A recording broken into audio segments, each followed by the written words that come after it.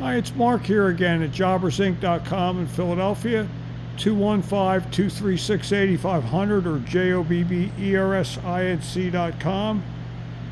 Here we have a nice assortment of extremely rare parts to rebuild a Waukesha 180 DLC engine, complete engine gasket set, a factory camshaft with the cam button and the freeze plugs, a set of reconditioned injectors with new nozzles, 4 surplus new connecting rods, new engine takeouts, fuel filters, a factory new cylinder head, complete, 4 cylinder kits. These are for a 180, actually DAC.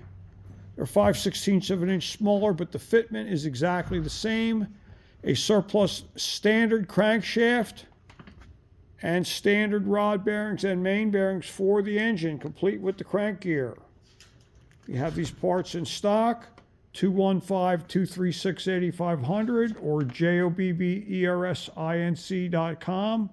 We can recondition your injector pump as well, or water pump.